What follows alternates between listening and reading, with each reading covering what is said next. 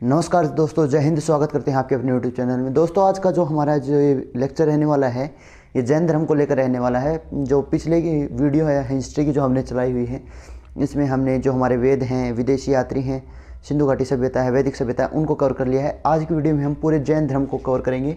और जो भी आपके वन डे के एग्ज़ाम होते हैं इंडिया के अंदर, उन एग्ज़ाम में मैं पूरी गारंटी लेता हूं कि जो भी मैंने इस पर नोट किया है बोर्ड पर, जो भी क्वेश्चन यहाँ पर नोट किए हैं वन लाइन फॉर्म में, इससे बाहर आपका कोई क्वेश्चन नहीं आएगा दोस्तों। लेकिन एक मोटी दिक्कत ये है कि आप चैनल को सपोर्ट नहीं करते, तो आपसे रिक्वेस्ट है कि आप चैनल को देखने के बाद वीडियो को लाइक और सब्सक्राइब कीजिए, अगर आपका मन गवाही दे तो। दोस्तों, हमारा जो ये जैन धर्म है, इस पर हम बात करेंगे।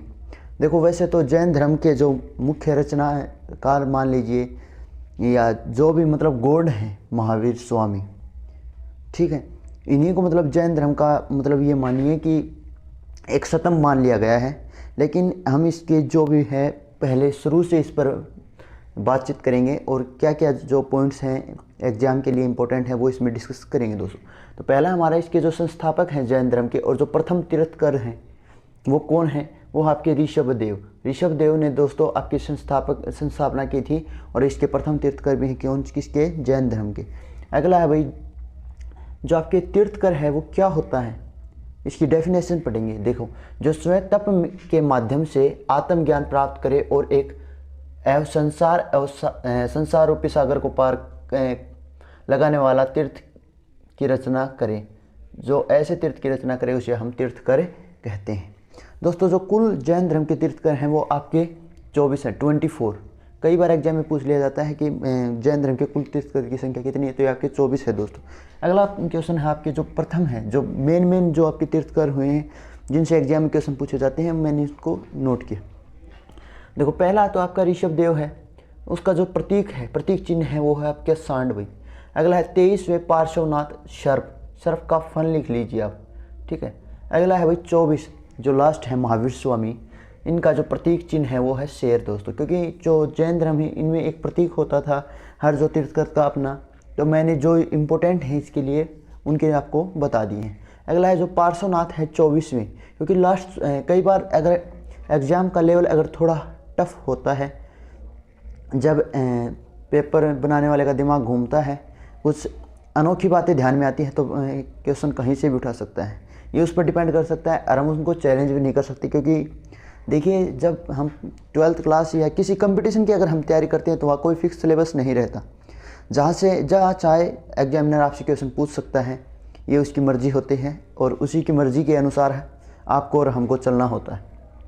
तो 23वें तीर्थकर थे वो आपके थे पार्श्वनाथ। ज्ञान उन्हें कहाँ प्राप्त हुआ, कई बार पूछ लिया गया एग्जाम में। अगर आप मेरी बातों पर बिलीव नहीं करें तो आप जो पीछे के प्रीवियस ईयर क्वेश्चन हैं उनको देखिए, जिससे आपको यकीन हो जाए।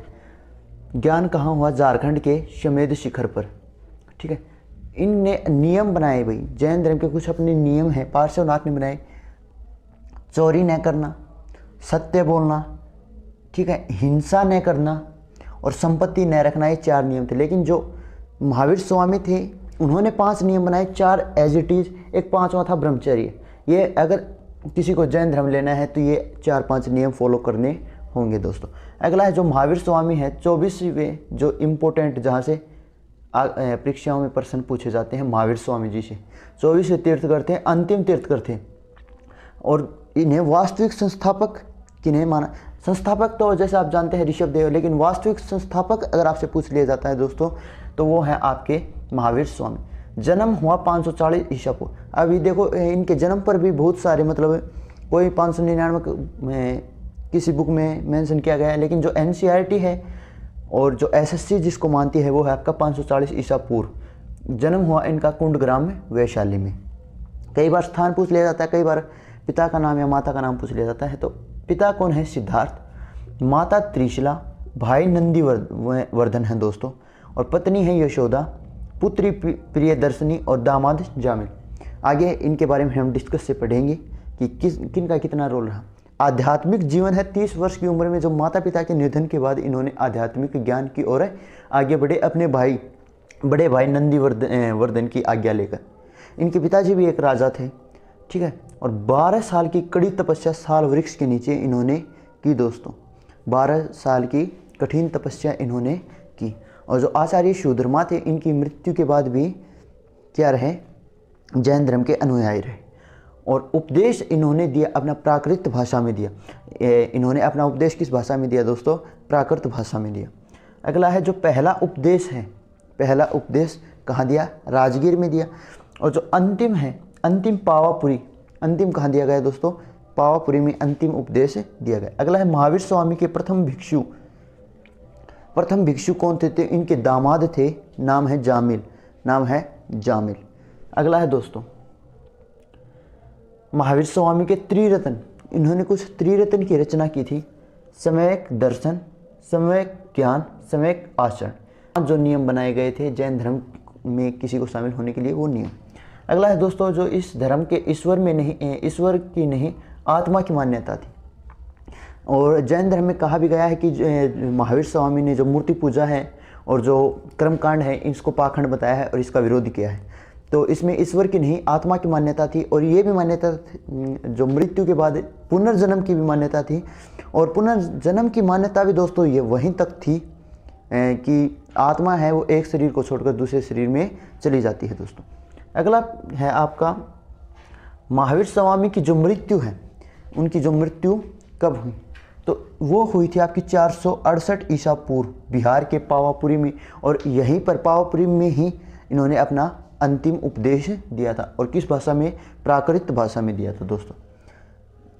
अगला है महावीर स्वामी के अनुयायी पढ़ेंगे हम। तो ये देखो दो कैटेगरी के हैं दोस्तों, स्थूल भद्र और भद्रबाहु। ठीक है, स्थूल भद्र हैं, इन्हें श्वेतांबर मतलब श्वेत वस्त्र धारण करते थे, जो इसके अनुयायी होते थे स्थूल भद्र के। जो भद्रबाहु दिगंबर, इन्हें हम दिगंबर कहते हैं, ये नंगन अवस्था में रहते थे दोस्तों। अगला है जैन धर्म के जो कुछ राजा हुए हैं इंपॉर्टेंट, जैसे चंद्रगुप्त मौर्य, सी मौर्य किस धर्म का राजा था, जैन धर्म का राजा था। और जितने भी आपके चंदेल शासक हुए हैं जैन धर्म के ही राजा हुए हैं दोस्तों। अगला है आपके उदयन, ये जैन धर्म के प्रमुख राजा थे।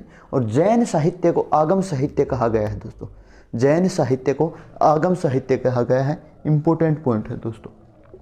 ठीक है, उसके बाद जैन प्रमुख जैन मंदिर हुए हैं, जो जैसे कि राजस्थान का माउंट आबू है, जैसे दिलवाड़ा मंदिर है। इसके लिए आपके लिए कुछ इंपॉर्टेंट पॉइंट नोट किए।